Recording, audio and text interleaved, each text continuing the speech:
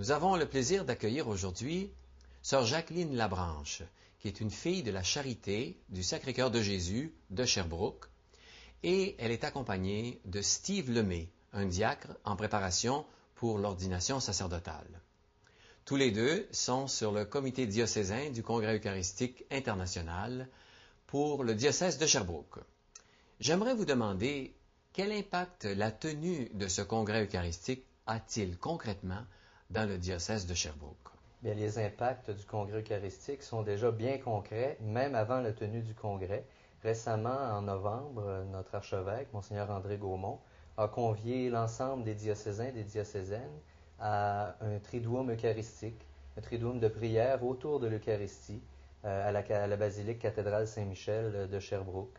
Alors, pendant ces 3 jours-là, il y a eu évidemment la célébration de l'Eucharistie, la célébration de la liturgie des heures, aux heures traditionnelles liées à cet office.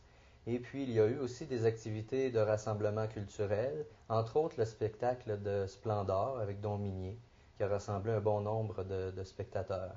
Et on a aussi offert le parcours catéchétique complet qui est prévu par l'organisation du Congrès eucharistique. Alors, les 7 parcours ont été offerts pendant ces 3 jours de prière à la cathédrale Saint-Michel.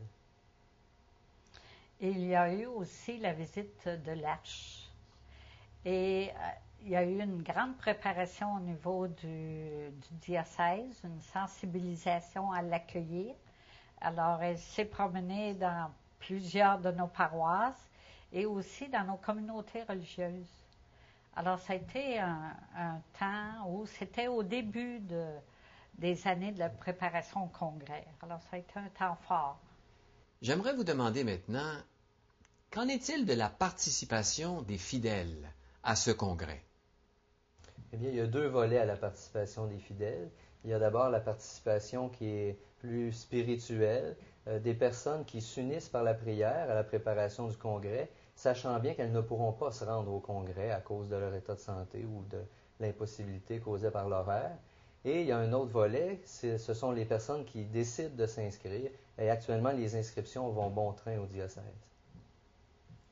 Il y a eu aussi la montée jeunesse, le groupe de jeunes qui ont participé aux montées jeunesse depuis le début des organisations. Ça a été un temps fort pour les jeunes.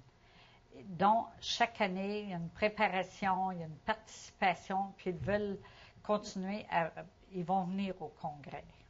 Ça a été une belle expérience, la montée jeunesse. Oui, j'y ai participé. Et ça travaille les personnes. Ils participent, même si on sent que...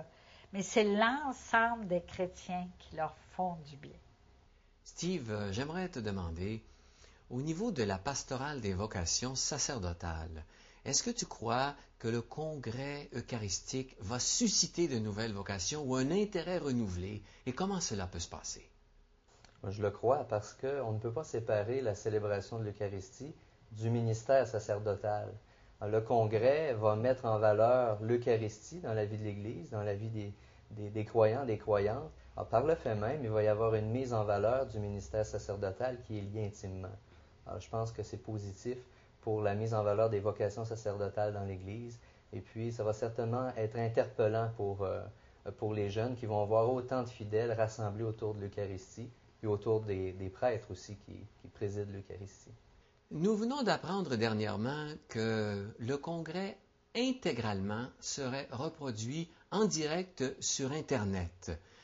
Est-ce que cette nouvelle qui couvre donc les célébrations d'ouverture, de fermeture, les conférences, les Eucharisties, les processions, est-ce que cette nouvelle, que ça allait être couvert par l'Internet, a été accueillie chez vous comme une bonne nouvelle? Très, très bonne, parce que les gens vont participer. Moi, par rapport aux communautés religieuses, les gens vont nous suivre, comme ils ont suivi le Triduum, comme ils ont suivi un peu la vie du diocèse. Ils vont suivre le congrès, un peu comme les JMJ. C'est effectivement un élément rassembleur pour les personnes aussi dans les paroisses qui n'auront pas l'occasion de se rassembler à Québec, mais pourront participer à leur façon au déroulement des activités, puis s'unir par la prière aussi, par un lien bien tangible. Alors tout cela fera aussi une communion avec tous les autres diocèses du Québec, de l'Église du Canada, de l'Église tout entière. Et je vous remercie de la belle participation du diocèse de Sherbrooke. Merci. Merci à vous.